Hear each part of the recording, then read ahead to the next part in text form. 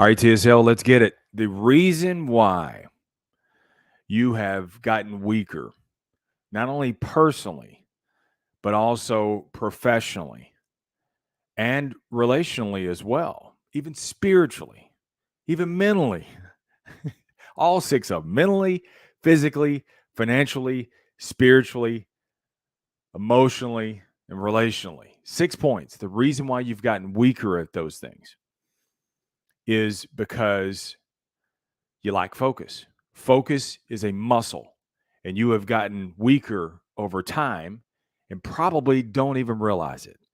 Those who have weak muscles have probably already jumped off this video, and I'm going to prove it to you. But before we do, welcome to the Sales Life. I'm your host, Marsh Bice. For those of you who have no clue who I am, and I created the Sales Life because selling by definition is the ability to get someone to accept your product, service, or idea. So that, my friends, by very nature, makes everybody a salesperson. It makes everybody in selling. So whether you're selling a product, service, or idea, from babies to old people and all in between, professionally or personally, we're all selling our way through life. So when you're trying to sell that product, service, or idea and get your point across and get someone to change their mind, you're going to be met with, drum roll, adversity, uncertainty, and then complacency too, where you just shrug your shoulders and you say, well, I guess this is the best life has to offer. No, you need some skills that you can apply to handle the adversity. You don't run from it, you take it on. You embrace the uncertainty. It's a lot of unknown. You take it on, and then you never settle again. So what is not all there is, and you don't get complacent.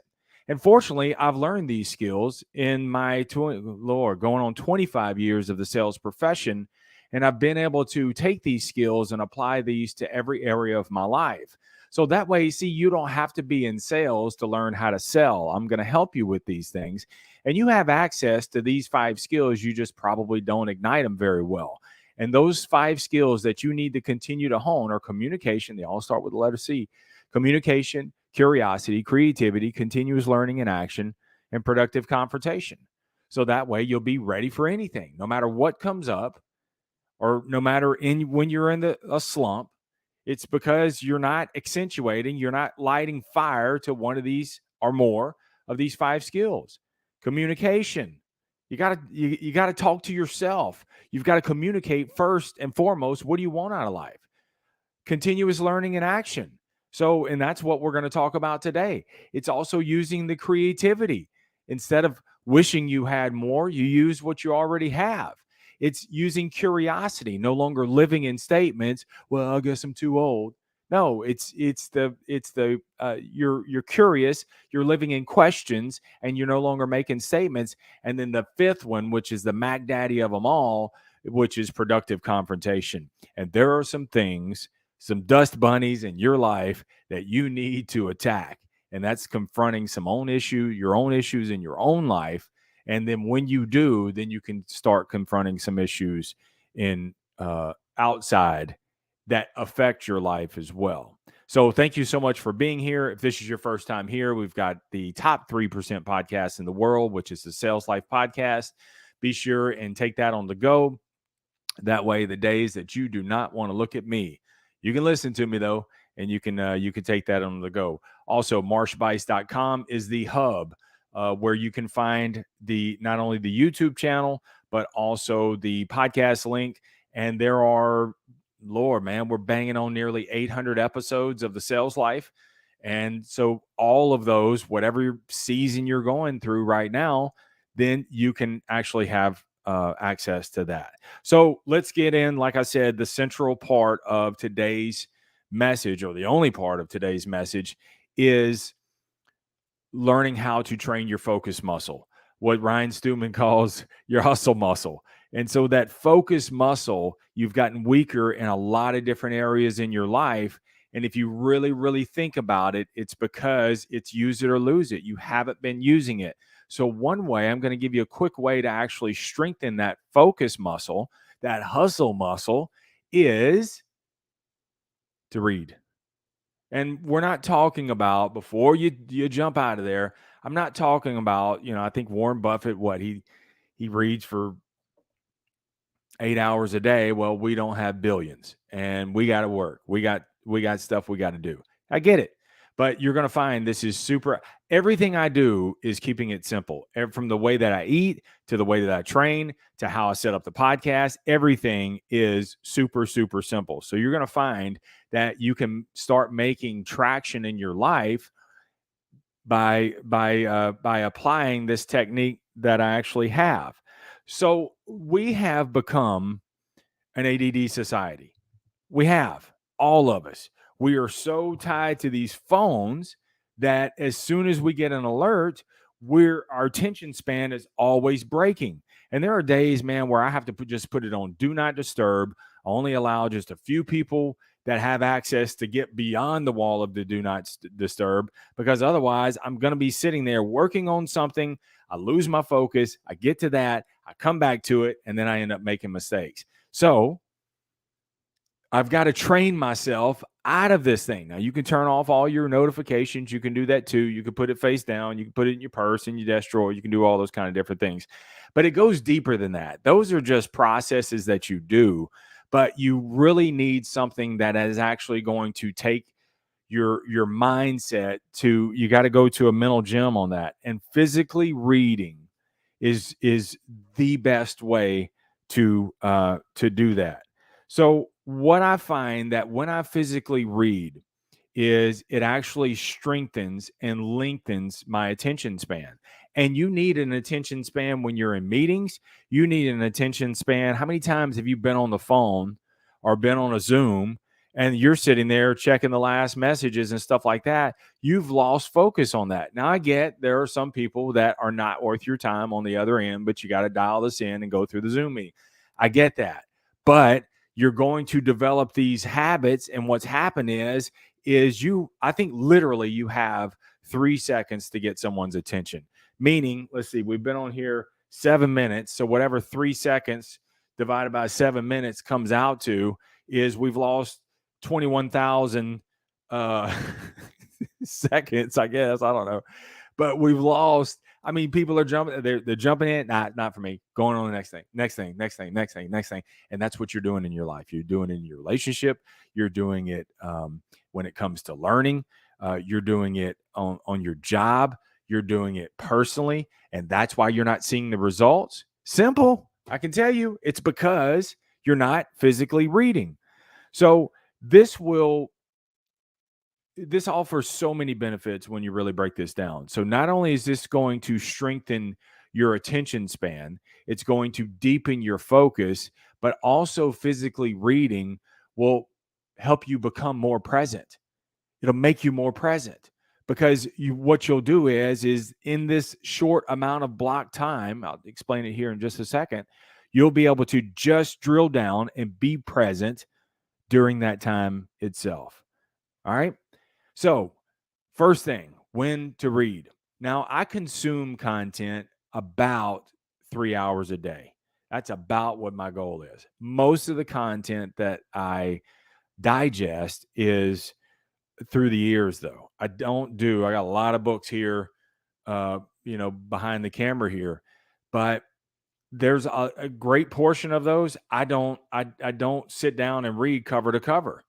Um, so, but so most of the content that I absorb is through the ears. So when I'm walking the dogs, I'm listening to content. When I'm on my commutes, I'm listening to content. When I'm cooking or doing the dishes or folding clothes, I got a lot of clothes I got to fold here. I'm listening to content, but I segment some time also to physically read.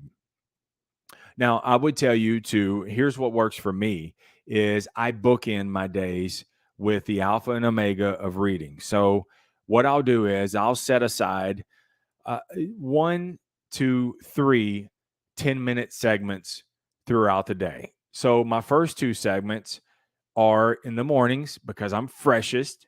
So as soon as I get up, walk the dogs, grab coffee, set my timer for 10 minutes, and I read a physical book. I don't read anything on a screen because that will divert my attention. I'll see a notification or have a thought about something or want to go buy something or say, oh, I come across a quote, so I want to sound super smart. So let me put this. You're not reading then. You broke your attention span. So I like the physical aspect of the book.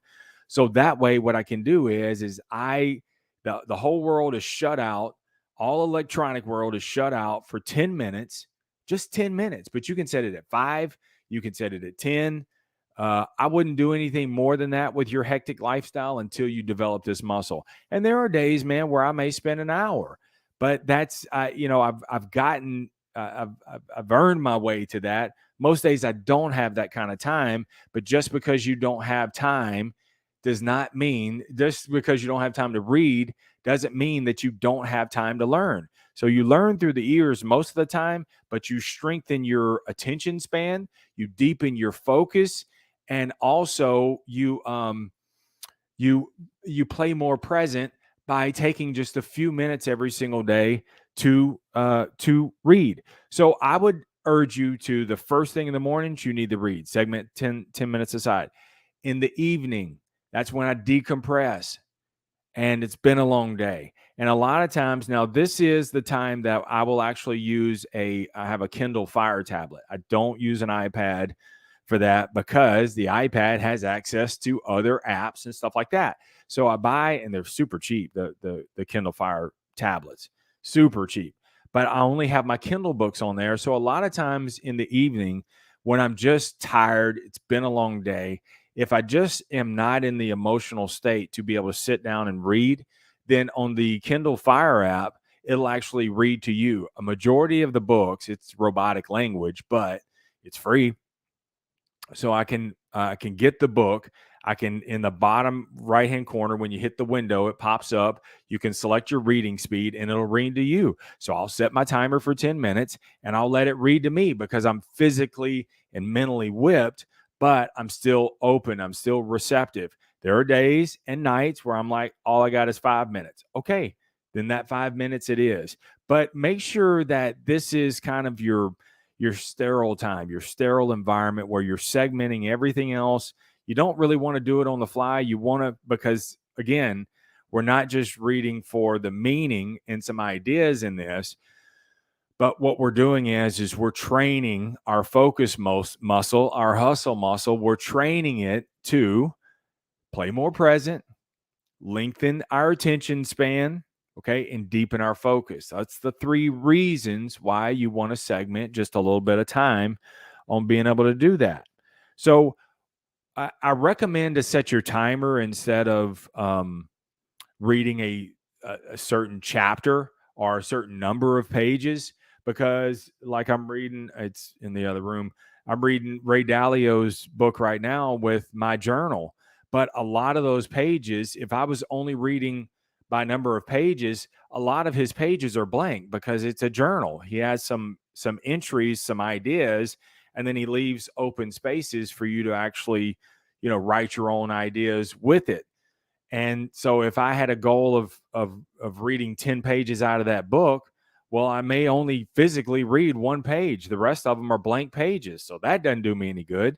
And then also there are many books when I don't set the timer and I say, okay, I'm gonna read a chapter. There are some books that I read that have 2-page chapters, and I still had, 8 minutes left to read. So that's why I like the timer aspect of it. Do whatever works best for you. That's the biggest thing. So during that time, like I said, you don't stop. I don't want you to stop and post something that, hey, look at me, I'm smart. Look at me, what I'm reading. Don't do any of that, because again, now you've lost focus, you've lost your attention, you're not being present because you want everybody to look at you, and then you're going to start looking at the notification. Oh, who liked my post? How do I look? All that kind of crap. So, sterile environment, get away from everything for 10 minutes, man. The world can wait on you. Trust me. If everybody takes off running as you're sitting here reading, you just take off running with them and read along the way.